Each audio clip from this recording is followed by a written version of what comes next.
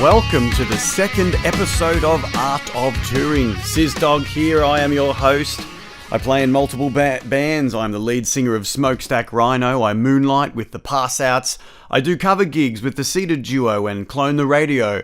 The occasional Pearl Jam tribute show. Solo gigs, duo gigs, trio gigs, weddings, acoustic gigs. Wherever I'm needed, I will go and sing. You have $300 and need someone to sing Flame Trees for your mum's 50th, I will be there with a guitar, a dodgy PA, and a light show from the 90s. You know, snake lights, remember those? I've got those. All right, this week on the podcast, I sat down with Rick Ralli. Now, I've known Rick for almost 10 years. He's an accomplished guitar player and songwriter.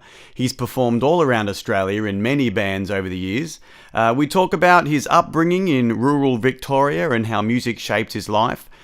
We talk at length about his musical influences. It was great to sit down with Rick. Even though we're mates, there are still some surprises in there for me in this conversation, which I'm sure you'll all enjoy.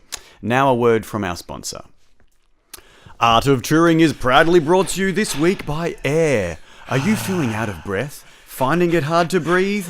Then have we got the product for you. And guess what? It's free. It's called Air. Take a deep breath and soak up the life-sustaining elements in air. Want a different aroma to your air? Then just take yourself to the beach and take a deep breath. Your air will smell like the ocean mixed with seaweed. Air. Breathe it in. Don't forget to listen to Art of Touring on Soundcloud, who hosts the show and enable me to bring you this episode via iTunes. Go to soundcloud.com/Art of Touring and hit follow. All right, guys, here's the second episode. Give it a listen. Welcome to the Art of Touring podcast, episode 2. I am sitting in Sackville Street, the studio. What's the studio called again, Ricky Boy? Sound Cave. The Sound Cave in Sackville Street, where I've spent many a late nights with Ricky Boy. And he's our guest for episode 2, Rick Ralli. How are you, dude? How are you? Yeah. Pretty good. What was your day like? My day was busy. That's all I'll say about it. So let's get stuck into it, mate. I've been wanting to ask you this for a long time, and that is, where did you grow up? Where are you from? I'm from a town called Cardross, which is just outside of Redcliffs, and it's in between Redcliffs and Mildura. About 20 kilometres from Mildura. Because I was taking the piss, because I knew you grew up in Mildura, but there you go, I didn't know the specifics. A little tiny town called Cardross. Redcliffs and Cardross were war settlement towns that were founded in the early 20s by returned soldiers. Right. So I grew up there. And did you grow up on a farm? On a farm, yes, a grape farm. A grape farm? Yeah, grapes. And grew other stuff. Yeah, right. Tomatoes and capsicums and whatever.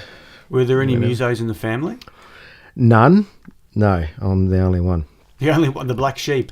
Yeah, something like that. Yeah, right. Yeah.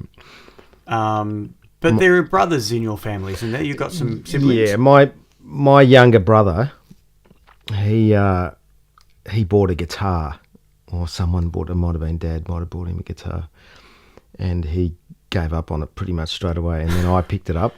Yeah. And that's where it sort of started. Yeah, right. Yeah. And what about the bands that you listened to when you were growing up? Well, in our house,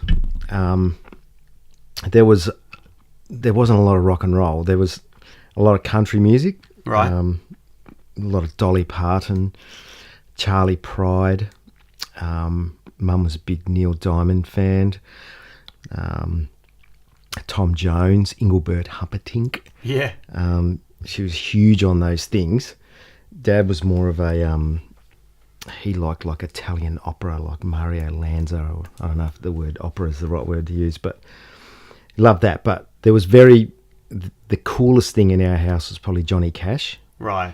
And Glenn Campbell, because it had Wichita Lineman on there, which is... And I'd been listening to that. That was played in the house when I was really young, so... Yeah. It's, to me, that's probably... I don't know, I think it's one of the best pop songs ever written, if not the best. Yeah.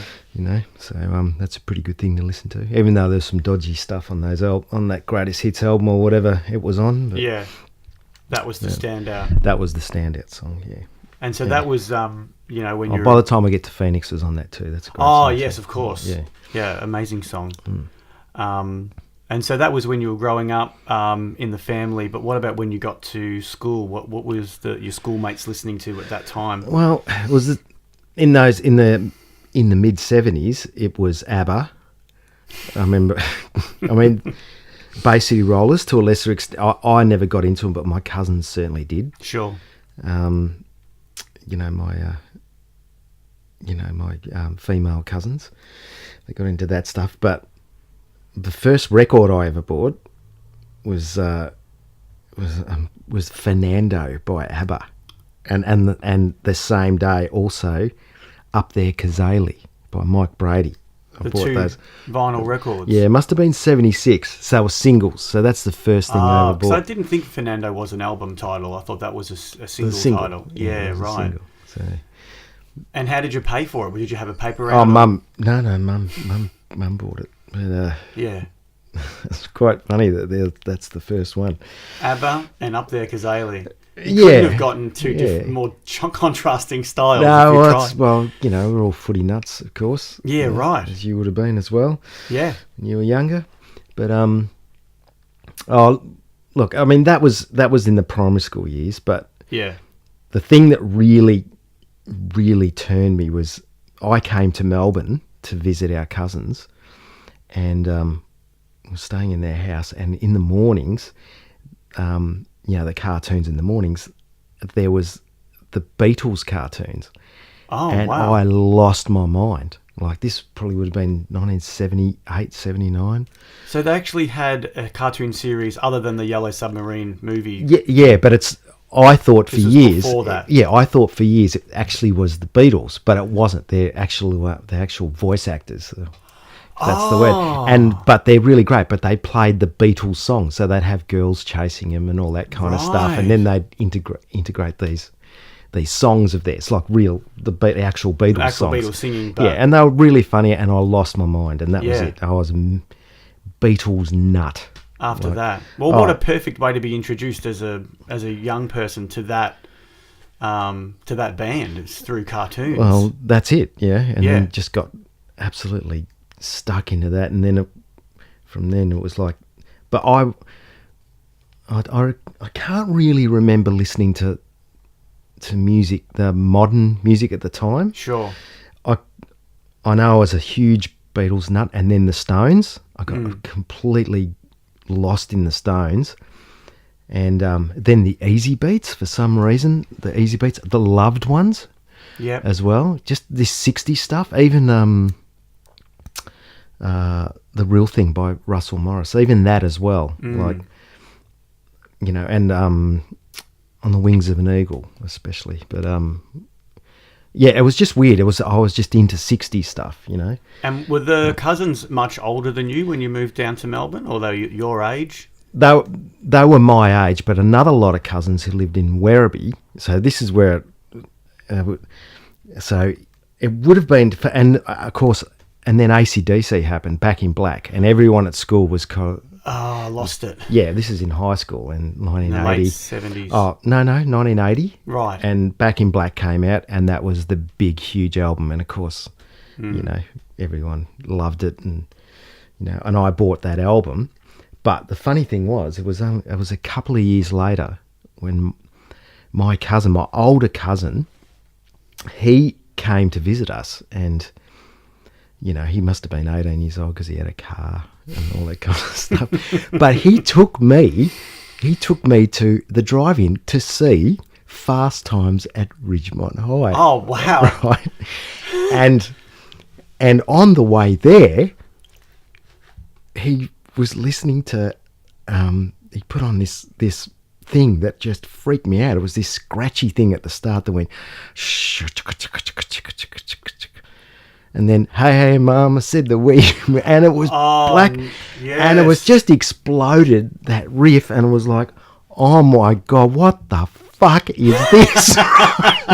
Just like the game changer. Oh, totally. Total and then I game was like, changer. oh my God. And I'm going, what's this? What?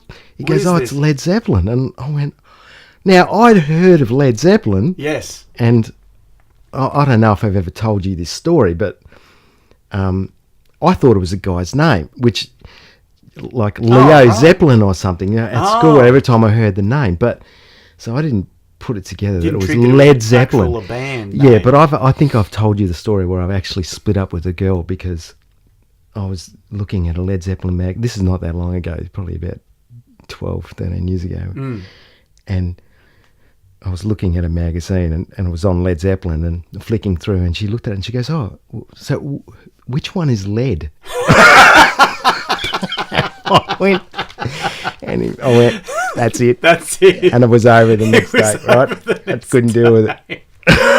Oh my God. Crazy. You haven't told me that story. That was a legitimate laugh. Oh, she was a sweetheart. my gosh. But it was just something I couldn't I think deal you with. made the right decision there, Rick. There's no way you could have, really had much of a future with a person that thought that was the first name of one of the band members. Yeah, that was pretty weird. But the thing is, that night, because, certain things stick in your mind, but that night was also the first night I ever saw boobs. Right. Because of Fast Times. There's boobs in it. What's that chick's name? The actress in it? I don't. Can I show? Be it embarrassing? I because actually Sean haven't Penn's seen in the it. film. Right. Sean Penn's in it. Okay. Right. And she was in a couple Tarantino film recently. But anyway. Oh yeah. Yeah. So that's but also in that film, Kashmir. Right. And it was just so like, you've hit two Led Zeppelin songs in the one day. Yeah, and it was just like, what the hell? And of course, then it was all over. And how old were you? Because he was 18 and you would have been, like 14 or something?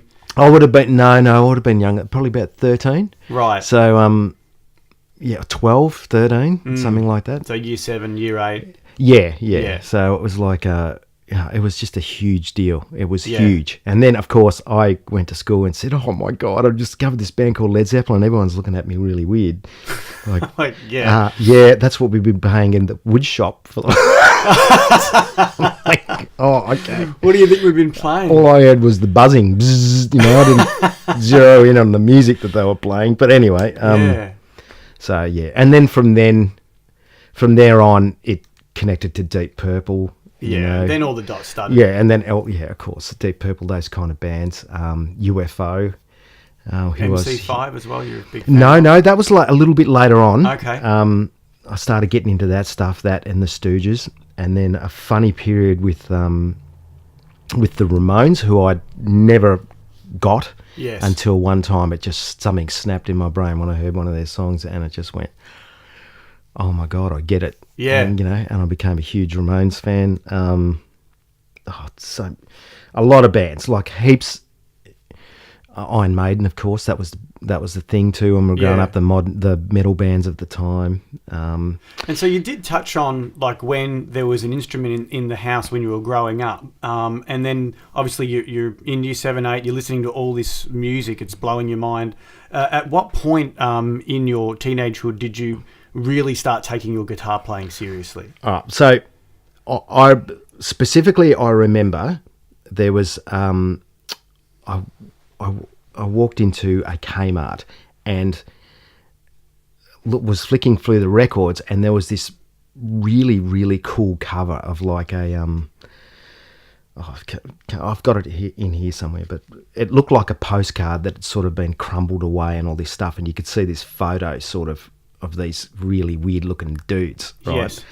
And it was free, the band Free. Okay. And I just bought it because it looked like a really cool cover, and I bought it home, and it was like the greatest thing. It was the best of Free, and it was an Australian only release. So, but anyway, that was astounding because it had really simple songs, like those riffs like All Right Now, Wishing Well, Mr. Big. Now. Yeah, those songs. And you could sort of work that out. You could sort of sit there and play chords and work it out. But I didn't actually start playing guitar first. I started playing bass with our mutual friend Andre Warhurst. Oh, okay. And in the band we started in high school. So I was playing. Oh, yeah, okay. Well, that was actually one of my next questions. Yeah. What was the band called in high school? The Expelled. Fantastic. I love high school band names. Always just brilliantly, immature and awesome at the same time. Yeah. Well, yeah. Were any of you ever got expelled or no? No. You guys were too good. Yeah, I was a good guy. It was a good name, though. Yeah, it was a good name, and we played in the. So you played bass, and what did Andre play? He played guitar, and then our friend Gavin Fennew, who was a great drummer. Yes. Also, our memory of him is that he was a great drummer. Still in our minds, even though we haven't seen him in like 30 years. Yeah, he was like, he had the timing. He was like the greatest, the bee's knees as far as a drummer goes. Yeah. And everyone we've ever played with since always has to compare to him. Well, for me anyway. Even though I can't remember how he played. Perfect memory, like that guy was so good. Yeah. But was there a singer? Andre sang. Andre sang and played guitar, and right? Played guitar. So it was just a three-piece. It's a three-piece band. The Expelled. And did you write your own tunes, or you just kind of playing? We wrote one song. Yes. And it was called. It was a guy in our class who was legally blind, and he could see, he could see at these really thick. Oh, this is terrible saying this, but really thick glasses. Yeah. His name was Denzel, and we wrote a song called Denzel. Just after him, Denzel. After him, because we used to go on school trips and he would fuck up. And we'd all suffer for it. So, Denzel. Yeah, Denzel. So. Do you have a recording of that anywhere? No, it's gone. God, no. I still remember the riff, But you've got the riff. And years later I realised it's cocaine.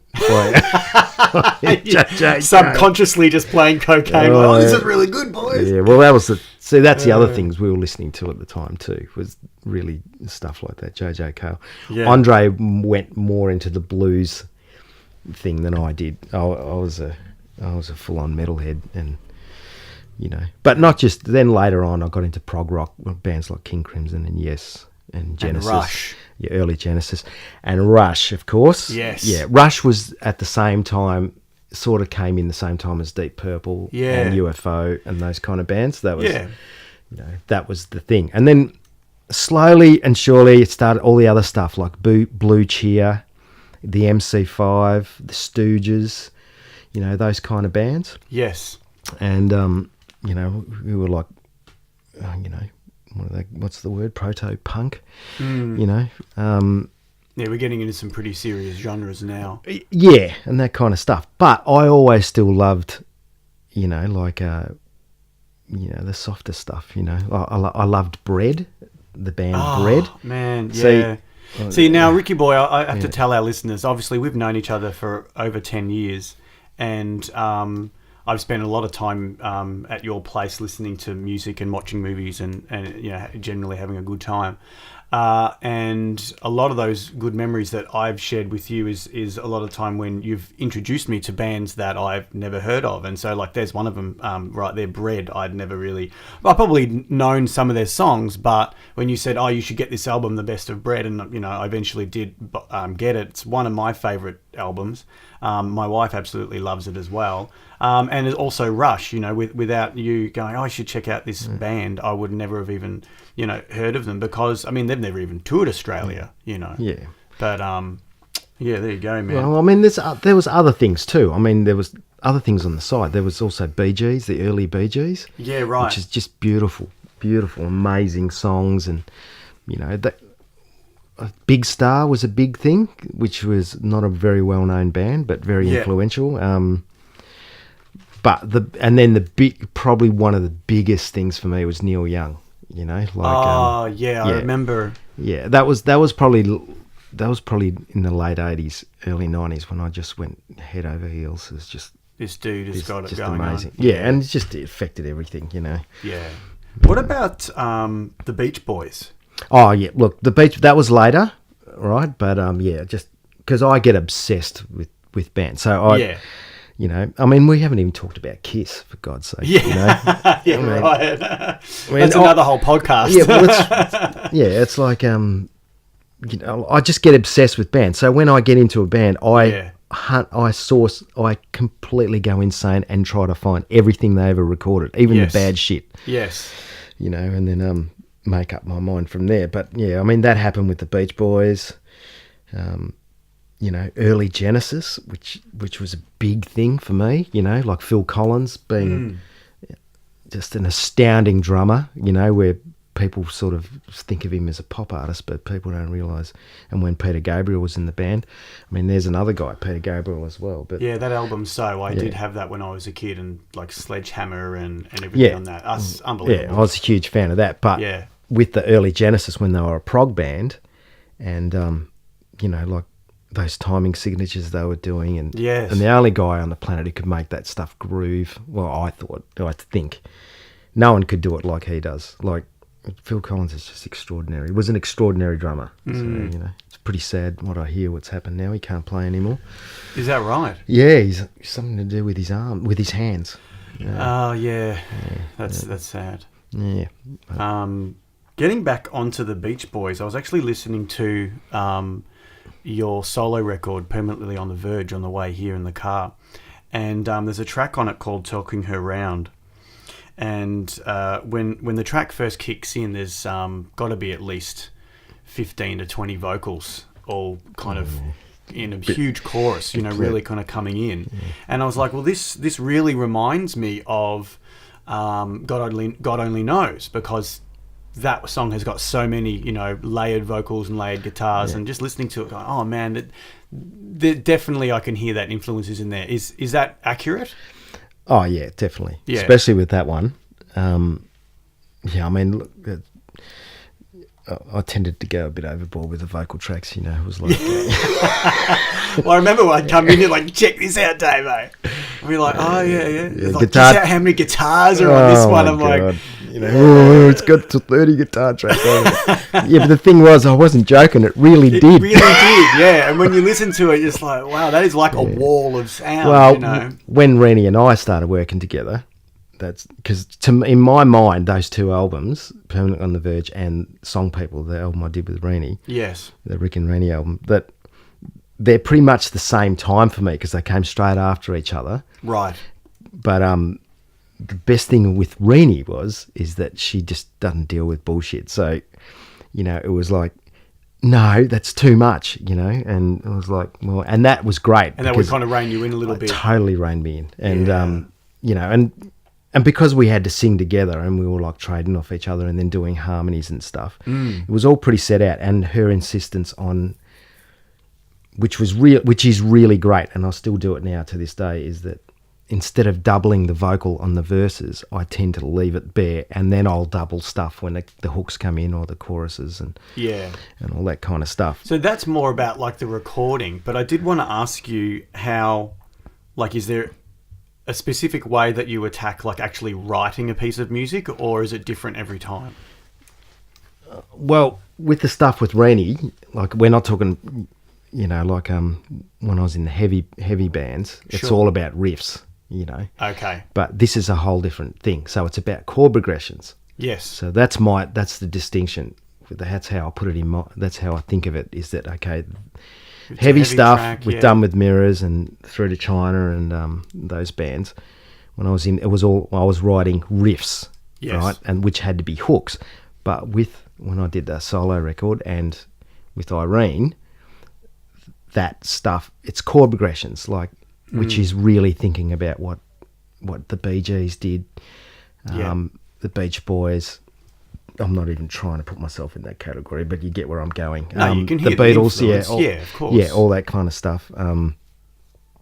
But so that's where that stuff comes from, and a lot of it's, it's very melody based. So it's not someone screaming over the top of it. So. And do you find that once you've got the chord progression, do you instantly like hear a melody in your head, or sometimes the lyrics come first and then the melody, or? Oh, it can happen anyway, as you know yourself. It can happen in any way. You can be walking down the street and you'll swear to God you hear a melody, like someone talking, and there's like a melody in there, and you'll grab your phone, or in the old days you rush back home and get the tape recorder.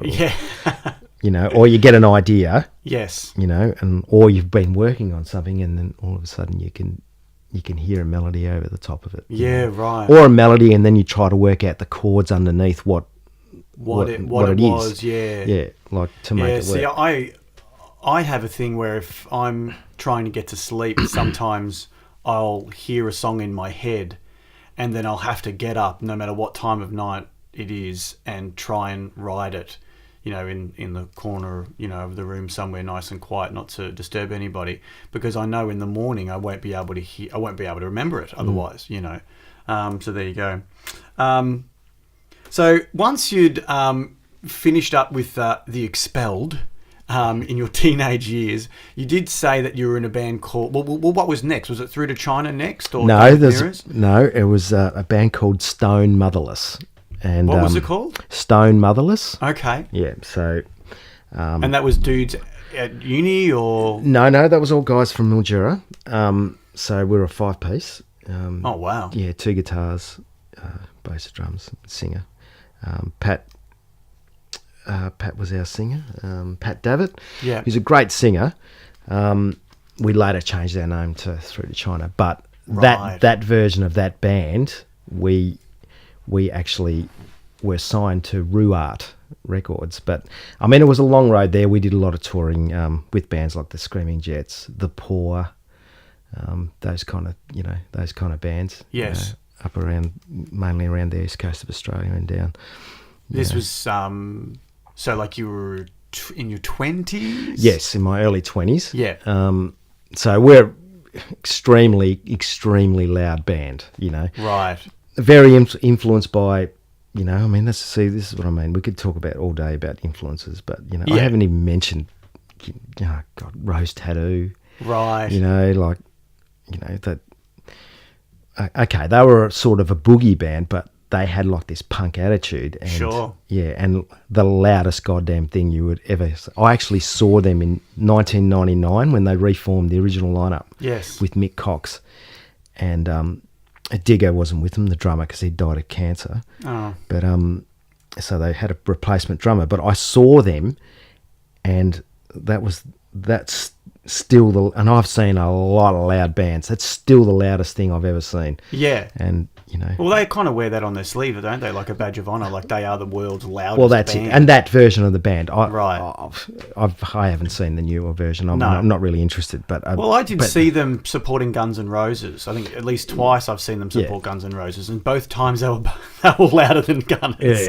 Yeah. So... Yeah, but that version, that first album that's 78, their first album, the self-titled album. The one with Angry on the front. Yeah, Astra Wally's on there. Actually, I was at the Crown Casino last weekend, and there's a Rose Tattoo pokey machine. Is there? Yes. All right. You heard the stories about when they toured the United States with... I know you want to get into my touring stories. No, I'd love to hear that as well. When they toured the United States, I think they were with ZZ Top and Aerosmith and all that stuff, and actually crowds thought that the tattoos were like Kiss, like makeup. That was just a stage thing they did. That was part of their look, like, they're not real. Yeah, they're not real, and of course, they really were. They were, of course, that was their whole vibe. And everything that went with it, Well, because you have to remember back then that tattoos were not as popular or as common as they are now. Now you walk down the street, there's someone with a tattoo. Yeah. But back then it wasn't as common. Well, and they were very individual too, because they had the slide guitar as well. And the slide guitar? Yeah, well, what was the 3 Albert bands, AC/DC, The Angels and them. Yes. And, they really had their own... And what do you mean by Albert bands? The Alberts, the publishing company Alberts. They were... or record company. So AC/DC were on that label. Yes. The Angels, and Rose Tattoo. Yes. But it was like, they totally had their own thing. I'm not saying they should have been as big as AC/DC, because that wouldn't have happened, but they should have been a lot bigger. And I think they had a lot of drug problems and stuff when they toured Europe, and Mick Cox left the band, and it was never the same after the second record. And yeah, right. Assault and Battery, I think. Assault and Battery, but yeah. Oh, that's sad, man. So you're in your 20s and you're touring with the Screaming Jets. Was that their headlining tour and you were supporting them? Yeah, and it was always packages. Like there would be like 2 or 3 bands, like, that would be playing with them. Back in the early 90s, I mean, you're probably a bit too young to remember that stuff, but that's how sort of, I mean, it's still done like that, but that's basically how it was. Like the headline band would be Screaming Jets, or it would be the Baby Animals, and there'd be like 3 or 4 other bands that would play beforehand, like it'd be like this package that would travel around. Right. So no, that isn't as common now, because usually now the band, wherever they are, they would just get a local support act and wouldn't bother travelling with the support bands. But that's actually what they did in the 90s. That's what they did. Yeah. Wow, well, I wish they would do that now, because there would be a lot more work for a lot more touring musicians if that was the case. So it was a big night. Like, if a band came to town, like, like there'd be, there'd be 4 acts you'd be seeing, 3 or 4 acts, and everyone would be there for at least 3. Acts. Yeah, that's it. So, But, but I mean, that places used to close a bit later, so. Since the pokies and everything, that's it. And the liquor licenses, whole different thing. Different vibe now, isn't it? Yeah, right. And so when you were touring with, so who were the other bands you said that those guys you got to tour with? It was the Screaming Jets. Was the Baby Animals as well? No, never the Baby Animals. No. The Poor. The Poor. You remember them? They had I don't know that band. Yeah, they had a single called "More Wine, Waiter, Please." They used to tour. They used to tour with AC/DC a lot. Oh wow! Okay. Yeah, so they used to open the stadiums for them and stuff. I saw them. I was like, oh my god! I used to play with these guys. Like, when the AC/DC toured, I think it was '96. I saw them on that tour, and they were the support band. Yes. So it was that, and we were very loud, like extremely, insanely loud. Through to China? Oh no, not through to China. This was Stone Motherless. Oh, Stone Motherless still. Yeah, and we lived. So we did a stint in Sydney for a while. We lived in Sydney. Actually lived up there. Yeah, we lived there. So far out. Yeah, and just played shows around there and all that stuff. Well, because that would have been when Sydney still had, what was that really famous pub that closed down? You would have played there, most likely. Well, we played Selena's a couple of times. Okay. I don't know if that's what you're talking about. That's a big place, though. Yeah. No, I don't remember it. Yeah, right on. And so how long were you in Sydney for? Probably about nearly a year. Yeah? Yeah, nearly a year. We were based there, and you would go around and tour with and then bands. come back home and visit the family or whatever, and then go back. But yeah, I mean, it was pretty tough. It was a tough slog, And you had a young family at that time? Yes, I did. And that would have been difficult. I mean, how did you swing that with your missus? Like, hey, I'm going to go live in Sydney for a year. Well, I promised I wouldn't cheat on it, which I never did, honestly. But, I can't say the same for the other dudes. But yeah, right. What goes on the road stays. Even though I never did it, I still got accused of it a lot. But look, that's the touring thing, But we're not here to talk about that kind of stuff. But no, but still, that would have been a pretty big stress for your family at that time. Yeah, that's right. Yeah, because you had kids at that stage as well. Yeah. And so you moved back home to Melbourne, Stone Motherless. And no, we went back to Mildura. So we sort of licked our wounds when Ruart didn't take us up on recording an album. Okay. And so that was we went in and we did a whole heap of demos. Oh, was that like a promise that if you move up to Sydney, we'll get you the deal and we'll record you? And that's right. Happen. That's right. We did do demos. We did we did a lot of sort of pre-production work. Yes. But it never really happened. I mean, look, all that stuff was like used later on. So yeah. When and then we changed our name to Through to China and we moved to Melbourne. And what sparred the name change? Oh, I heard someone. I can't remember where I was, but I was walking past. I think it might have been some working men, and one dude was digging with a shovel, and someone said, "Geez, what are you trying to go through to China?" I went, "Oh, it's a good name." It's a good name. Yeah, so so we came here, we did that, and then we came to Melbourne. We moved to Melbourne, and just did what every other band did. Just tried to get gigs, all that kind of stuff. We were extremely loud. I mean, look, in those days, the loud bands were pretty much it was okay to be loud. You can't do it now, of course. Sure, It's not like it used to be. aesthetic. Unless it depends what kind of music you play, of course. Yeah. But Did you get to play the Punters Club? no, I got to play that later on in a weird way, which I'll get into in a bit. But the Evelyn, Yes. we played the Cat House.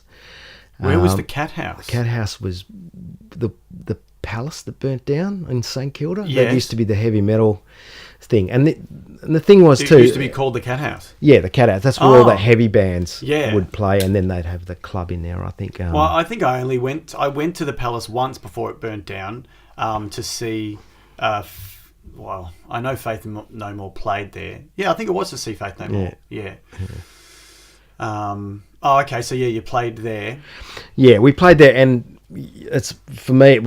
It was funny seeing all the metal bands, just how like I don't know if you've had the experience when you go see a heavy metal band and they're not really that loud. They're not running their amps flat out. They got their distortion pedals and their, the PA's doing all the work. Sure. With us, it was the amp was doing all the work. Yeah, it was a physically loud thing, right? You felt like you were assaulted. Well, that's where all the tinnitus comes into it and all that kind of stuff. Doing insane things like checking your guitar tone, bending down, and having a listen. Which is pretty stupid. Man, yeah. But look, I'm sure you've got a bit of tinnitus. I do. Yeah. First time it creeps in, it drives you insane because Well, I copped it in a strange way because when I was a kid, my brother had got his hands on some firecrackers, and we lit one set of them off, and the fuse just slowly went to the firecracker, and then it blew up. And blah, blah, blah, blah, blah, and it was fine. We ran away and it was fine. Yeah. So we're like, oh, sweet, we'll do it again with the next lot. And the next lot that we lit, for some reason, the fuse just went straight to the firecracker and it just went bang, like right in my right ear. And I immediately, it was quite painful straight away afterwards. But then for about 3 or 4 weeks, I would just get this crescendo of creeping in and out of my ear, and I thought my ear was stuck for life. The kettle going off in your head, exactly. Eventually, it went away, but it was pretty scary. But but now it's more. I can notice tinnitus more after a gig when I'm going to sleep. Yeah. Well, that's nice. It. I have to have music on like really low or something. So I can take my mind off it to get to sleep. But it's not a new story. All musos sort of go through it. Of course. In loud bands. But I mean, that's the thing that's behind you there did the damage. The stack.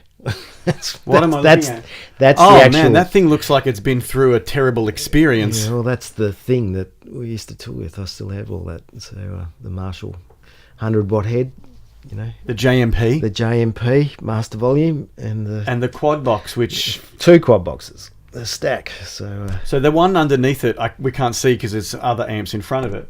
But it's also a Marshall. That's a Marshall, yeah. So there's just the slant box on top and the bass box. But I had played at the Evelyn. I remember I played with 4 quad boxes and 2 heads. Yeah. What? At the Evelyn is not a big club. It fit maybe 200 people max. Yeah, but there's also a bit of a story to that one. It was really just the stack. It was just like jumbled around, and one of the heads wasn't turned on it, and two of the boxes weren't going. But okay, it was more for the look, the AC/DC wall of amps and everything. But still was a stack though. It was a genuine stack. No doubt. Yeah. No doubt. Oh man, well we should touch on while we are in the studio. We have a lot of rock and roll memorabilia adorning the walls here. Can you tell me about this Kiss? I've never seen him before. What is that little Kiss bobblehead? That's Ace Frehley. And where did you get him from? I had that for a long time. Long time, maybe back in the 80s. Yeah, because it's not very big like the big bobbleheads these days. It's quite small. Yeah. I mean, those guys were the kings of merchandise, weren't they? I love Ace Frehley. I mean, I can't stand Gene Simmons. I think he's sort of ruined that band for me. But right. I mean, that's silly to say that. And we're looking over here and I see Black Sabbath, which we haven't even touched upon how big they were on my life. Yeah, Black Sabbath. God, going forever about bands. I mean, what What's up there? Led Zeppelin, Big Star, The Who. Oh well. Oh man, God, well, we have to stop there because that's where it'll all landslide. The Who to me is probably as important as Led Zeppelin, but yeah, it's crazy we haven't even mentioned The Who. And there's two huge posters here of Pink Floyd, and we Pink didn't even Floyd. notice Pink Floyd Yeah, either. that's what I mean. So, and that's what you said before. You totally obsess over a band, Yes. and because there's so many of That's right. so much great music yeah, out there. that's right. Of Pink course. Floyd, just obsessed with them for years. Yeah.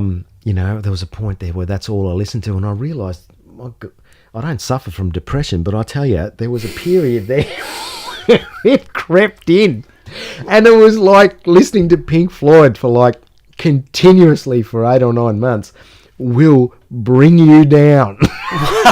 So you're saying you didn't listen to Pink Floyd to bring you out of depression. Listening to Pink Floyd depressed you. Like it's such depressing music. Really? And then the funny thing is, you can listen to Beach Boys, and you can. It's impossible to be depressed listening to that. No, you can't. Even though some of it's absolutely gorgeous and beautiful, but it's a whole different kind of emotion. Man, see, and then the happiest earlier stuff, like course. I Get Around and all that kind of stuff. Yeah. And California Girls. And Yes, I mean, because the one Pink Floyd album that I've listened to the most would be Dark Side of the Moon. Well, that's it. And Wish You Were Here for me. Right. Both those two records. I'm not a huge fan of The Wall, although I really love Comfortably Numb. So, That's a great song. Yeah, and a few other things on there. But Yeah. for me, those two records. Mm.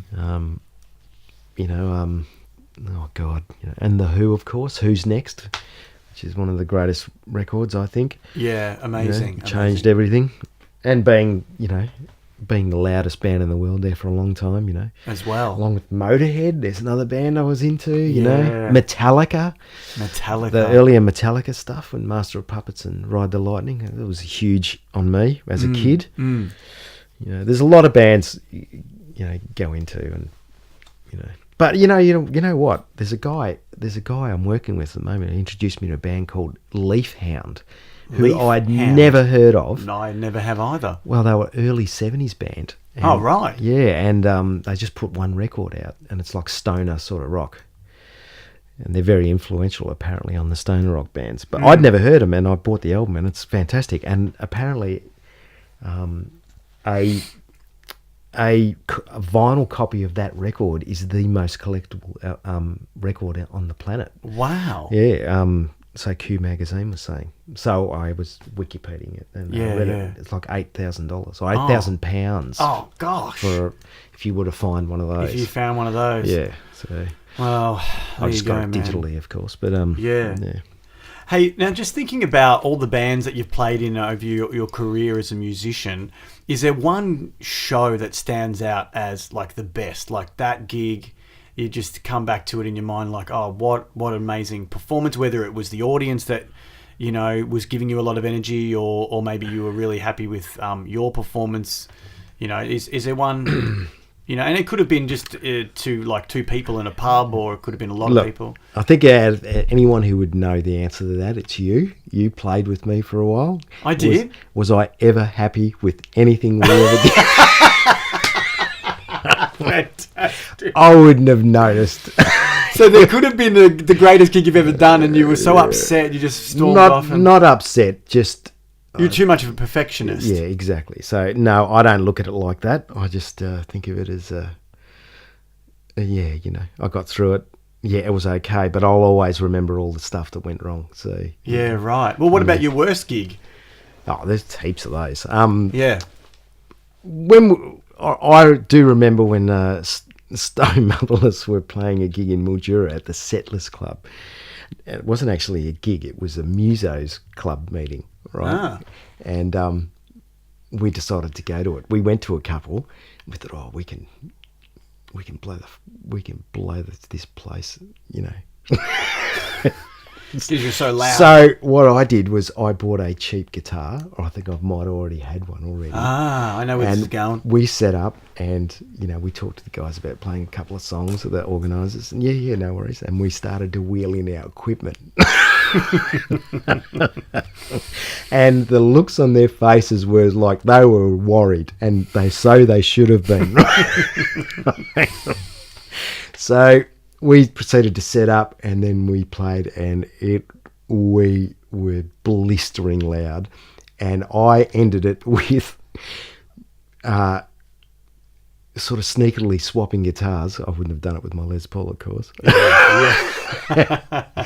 And smashing the guitar to smithereens.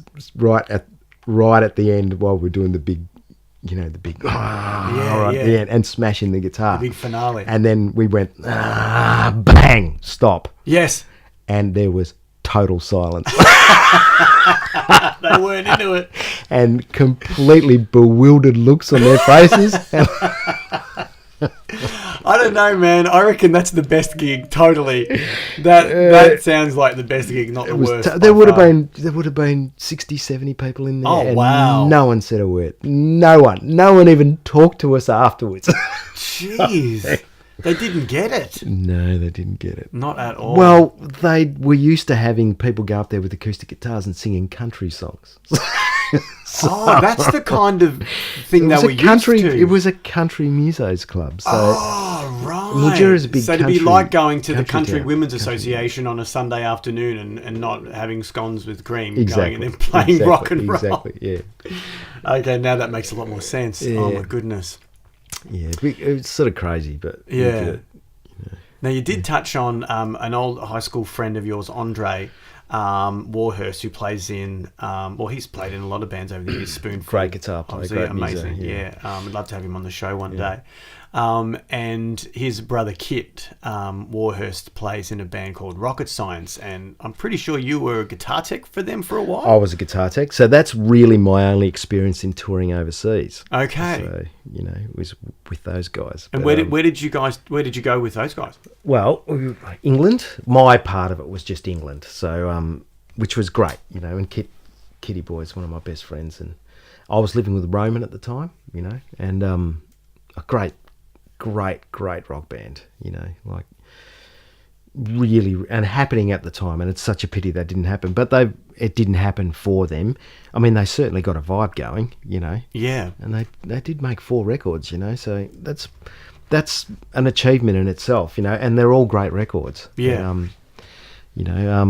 Great guys, great band, really, really loud, really, like so powerful, Paul's a great guitar player, or he's a great guitar player. Dave, fantastic bass player. All those guys have got something musically, which is, they're all really intelligent musicians. Just great musicians. Yeah, that's right. All of them, Yeah. And that combination. And out of the box thinking too. So, which is something, I don't do much out of the box stuff. So. Out of the box stuff, like what do you mean? Like just thinking in a different way. Think outside the square. Yeah. Yeah, and so you think the song's going to go one way and then they take it the other way, and well, that's it. I mean, and also you got to think too. Kit Warhurst is in that band, and he's a fantastic guitar player. I mean, when he played with Spoonful, he was one of the best guitar players I'd ever seen. Like he's a rhythm that guitar, always blows my mind. And he plays drums in that band, and yeah. he is one of the best drummers you could. Just a great drummer, just a great musician, Yeah, very good. And just like Andre's, the family has certainly got the lion's insanely share. Talented. Yeah. Great guitar player, great singer. And so singer, what was your actual songwriter. Role in Rocket Science as the guitar tech? What would you have to do? Like, would you hand them the guitars? Like, were there a lot of tunings on tour that you had to like keep on top of? All standard tuning. Standard tuning. Paul was a total standard tuning. Yep. Dude, Dave as well, all standard tuning.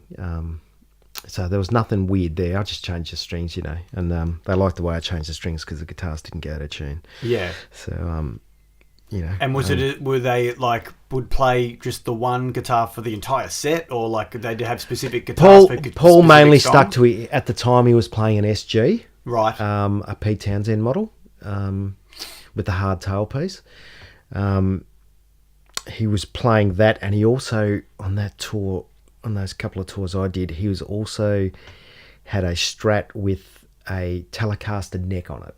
my memory of it. Yeah, which was pretty good. So that was his second guitar, but he was mainly just using the SG. Right. And his Marshall head and his Marshall quad box, Yeah. Yeah. Because I do remember a story, and I'm not sure if this is true or not, but I remember a story you telling me years ago that there was at one point the guys were doing a guitar solo to a festival audience, and you were actually in the background actually playing the guitar solo, and everyone thought that they were playing. Okay, so no, that's Black Rose. So Rosso, Tim Ross. Yes. His band with Kit playing drums. That's why I thought it was those guys. Okay, so I did that a few times. That was hilarious. So my part of that was I was the stunt guitar player. So Okay. So there was Carpsey, who was the guitar player. Look, you sort of have to see what Black Rose is about to know what we're talking about. But they were like a Spinal Tap-ish kind of band. Right? Yeah. But an Oz rock version of it. Oz rock version. Yeah, and Carpsey, he's a lovely, lovely guy in real life, but his character is quite a weirdo. he's known as the rock and roll's only virgin.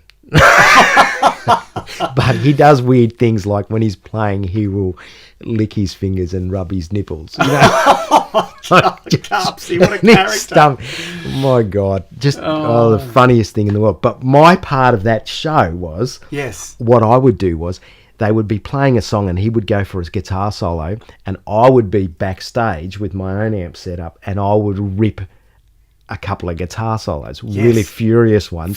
And he'd lift his hands off the guitar and do these like wizard things at the neck, and it would be playing, but I'd be out there, and I would be the one doing the ghost solo. Yeah, I did that a whole heap of times. Once in Sydney and a few times here in Melbourne. It was great.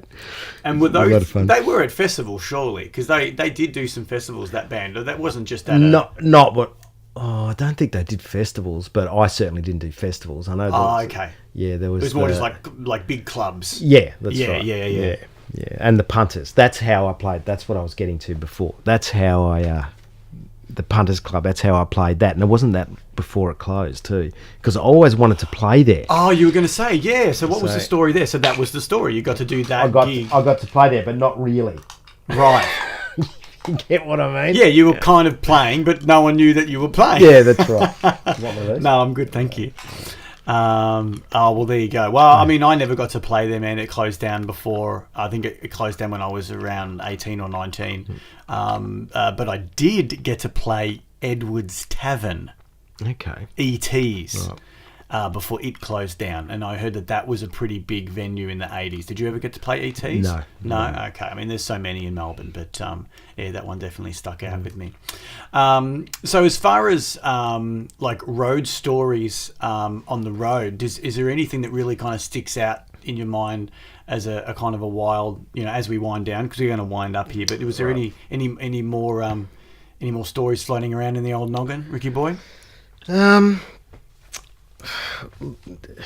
Ones that I really can't say here. Yeah, right. There's heaps, but oh God. Like, did you ever miss a flight or? Oh, that stuff happened all the time. Yeah. The fighting. In bands. Oh yeah. Oh man. The singer, the nick on that Les Paul up the top there. If you lift up the Les Paul and You mean the scratch on it? Yeah, there's a big nick on the top there. All right, I'm just going over here to check out this Les Paul. And see on the top there. No. Right there. Yeah, on the body. On the body? That. Oh, okay. So it's kind of like where you would rest your arm. Yes. When you were playing And we're looking at a flame top. The flame 58 top. Reissue here that I bought in 1993. And that guitar just turned 25 last week. So, it is a beautiful guitar. Yeah. The flame to it is awesome. And so how did that nick happen on the body of this instrument, I mate? threw it. I threw it at Pat. So while we were doing a show in Sydney, he was pretending to. We'd worked out a new song, and he was pretending he'd forgot the lyrics, and I knew he didn't forget the lyrics. But, so I threw it in. And that stuff used to always happen all the time with us. But I've just remembered a new story. Sorry, not a new story. I've remembered a touring story. Here we go. Right. So we played the Snow, Mount Hotham, back... Oh, Jesus, this would have been in 1994, 95. Sure. And I remember us going up there and it was friggin' cold. Not experiencing snow ever in my life. Yeah, and this would have been pre-Beanie Rick too. You weren't wearing... I had hair, yeah, that's right. Yeah, no, I was wearing a beanie, but I had hair. Yeah. Quite long hair too. So, but remember us, the publican or whoever was at the bar, asking, is there a rider? He said, yeah, you just you can have as much beer as you want or something. And somehow Rob, our drummer, went up there and asked for a whiskey, and they didn't charge him for it. So we thought, okay, must mean spirits as well. Right? Oh shit! This is going to be a Blues Brothers moment. Well. We all got up there and we did 2 sets, and by the end of the first one, we were lit. And absolutely spastic drunk. And you weren't doing covers. This was an original. No, we did do some covers. But, okay, because for 2 sets, you wouldn't. Yeah, there was that's right. There was a couple of other bands there as well. And but at the we Snow, had the 2 sets. they'd be more like kind of party tunes. Oh no, we were in the 90s. You probably would have gotten away with it.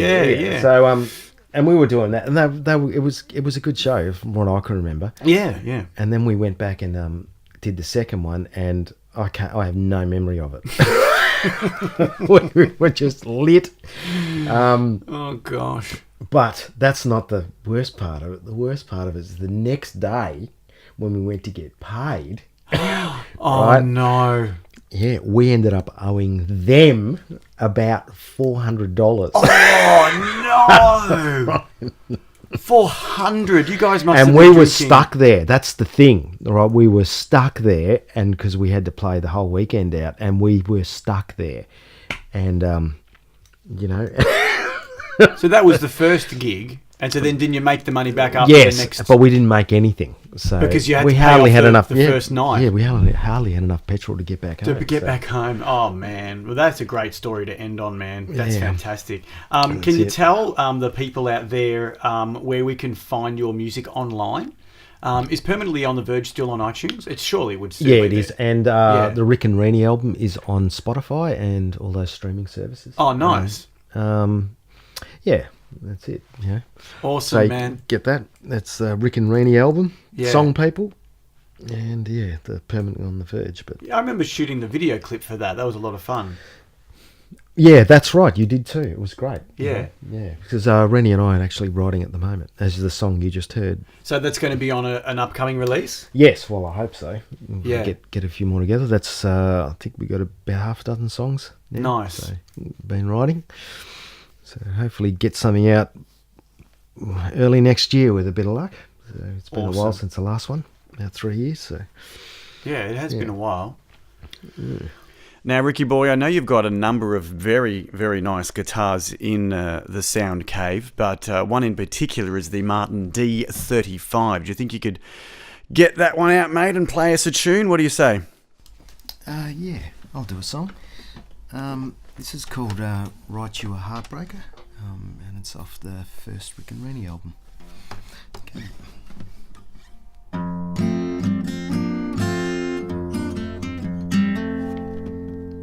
Yeah, I'm sure as pretty as this song is, I know they don't reach you anymore. If I could find the right play on words, I'd write you a heartbreaker. Time won't let you go. Soon you'll know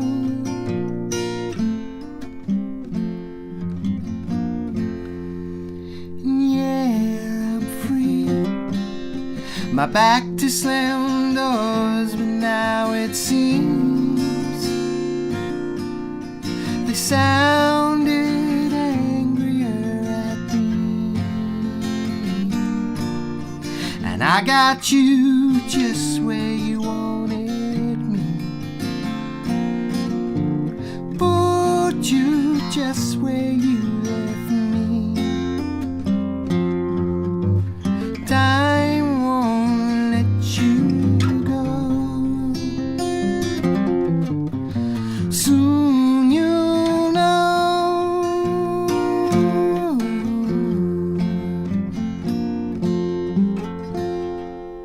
Oh, yeah. Thanks, Ricky boy. That was awesome. No worries. That was all right. All right, Ricky boy.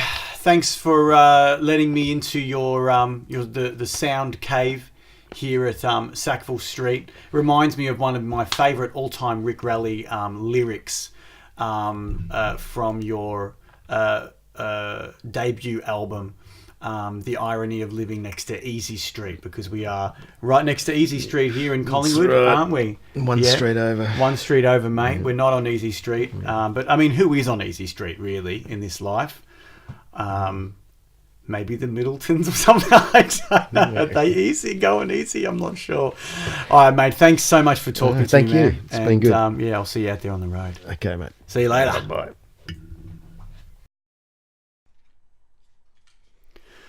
Well, there you go. That's the end of Art of Touring, the podcast, episode 2. Thanks so much for listening. If you liked it, give the podcast a share on social media. Use the hashtag Art of Touring Podcast on Twitter and Instagram, and give us a follow at Art of Touring on Instagram and Twitter. Also, go and check out my band, Smokestack Rhino. We're on Instagram, Facebook, Soundcloud, Bandcamp, Twitter, even our very own website, www.smokestackrhino.com. To keep up to date with our gigs, though, give us a like on Facebook, where all our touring dates will be uploaded as soon as they come in. If you'd like to get in contact with me, please email me directly at artoftouring@gmail.com. Maybe you'd like to come on the show. If you're a touring muso, then send me an email. You can listen to Art of Touring on multiple platforms, on SoundCloud, iTunes, and even on YouTube. That's all for this week. As I said last week, this may be a monthly show, but I had so much fun putting together the first episode. I'm going to try and make it a weekly show.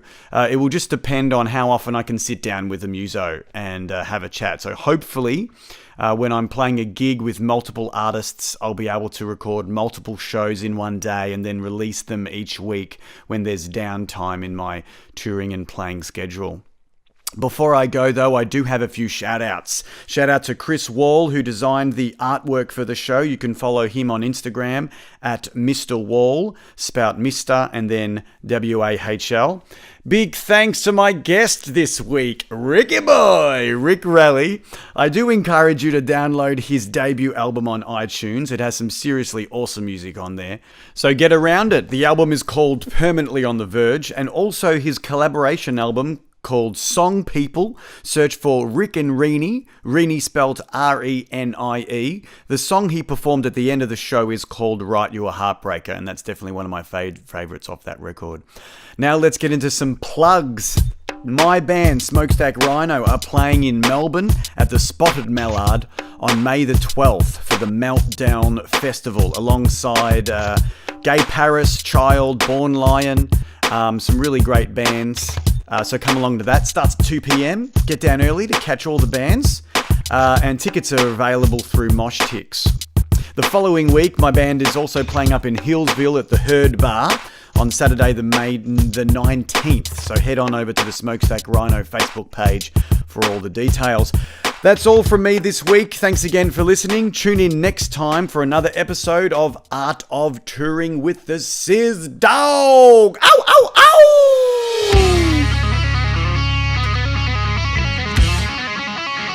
Remember, this week, the Art of Touring was brought to you by air. Breathe it in!